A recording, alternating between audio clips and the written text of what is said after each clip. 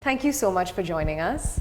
You've thought a lot about what we need to do to reform rule of law in India, and particularly how to address pendency in the legal system. Can you share some of your thoughts on this? I think, first of all, I should correct this impression that I've thought a lot. And my interest in this particular topic came about through a deep personal experience where, there was a matter where the justice was greatly delayed. And, I'd always heard this proverb, justice delayed is justice denied. You have to experience it to know, how true that is.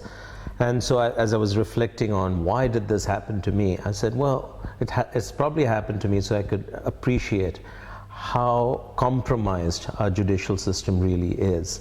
And we pride ourselves on being a democracy, but what is a democracy? For rule of law, for all practical purposes, is denied. And so I started looking around at organizations that are doing some good work here. And I happened on an organization called Daksha in Bangalore. And there are these two young guys who've slowly compiled a tremendous amount of data on pendency in our different courts, lower courts, high courts, etc. They've got data not only by court across the country, by judge as well. So we know who are the judges who are, clearing many more cases than others. We don't focus on the quality of the decision or even more hairy issues like corruption. We simply focus on the time for outcomes. So what are we going to do with this? The theory is, first of all, to bring about some transparency in this. But I'm particularly inspired by, for instance, what India Today did in terms of ranking the performance of states. And when they started, it wasn't taken so seriously, but now, I think there's a real sense of competition among states to be ranked higher. And so my thought is, at the very least, how can we create a ranking of courts, and so that we're able to see who's really doing well and who isn't. The second step after that is to really understand, what do these courts do that are relatively good performers in this versus the laggards? Okay, are there some good practices without even changing the policy, the framework, or any of these things? Because there are huge variations of performance of both judges and courts within the existing system. So if we can identify what are good practices and find a way to replicate them, that would be number two. And then, of course, data throws up a tremendous amount of insight. So now that there is this mass of data, we're beginning to analyze what insights does it throw. We're trying to create a workshop, much like what you're doing here, with some of the key stakeholders, to spend a day or two brainstorming what we might do about it. So it's still early stages, but I'm tremendously energized by the possibility of making a real dent in this problem.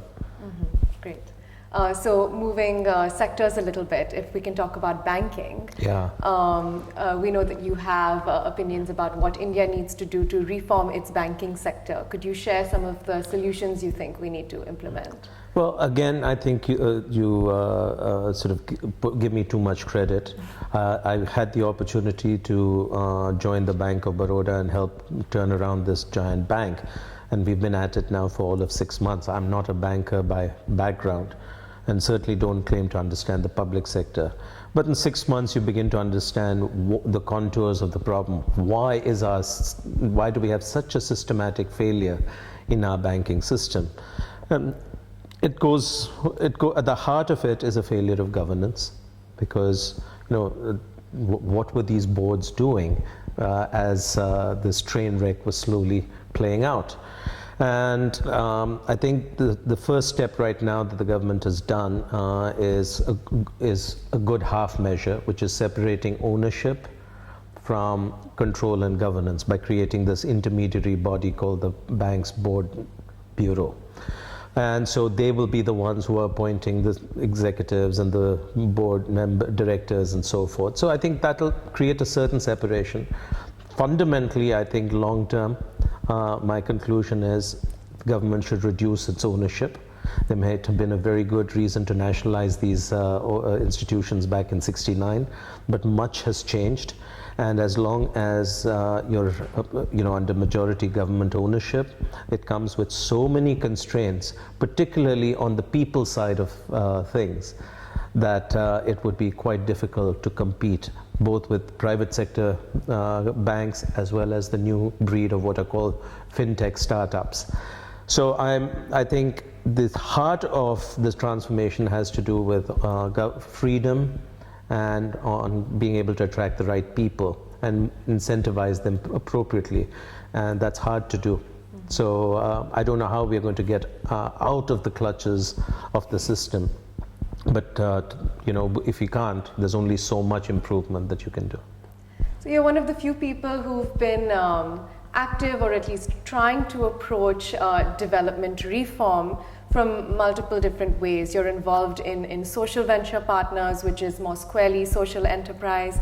You're talking about spurring judicial reform, not by regulatory change, but by putting data out there and creating the right incentives for people to, you know, want to try and improve their ranking, their perception. And then there's banking, where you're actually talking about changing the rules, changing laws, things like that. So it's nice to see that coming together of different approaches. But in the broader scheme of things, what is the role, do you think, that government plays, that business plays, that social enterprises play? And do you think the government is playing the appropriate role currently in bringing about reform? See, I think we expect too much of government. We expect too much of politicians, of a single political leader, etc. And obviously, having the right person and, you know, leading the country does make a considerable difference.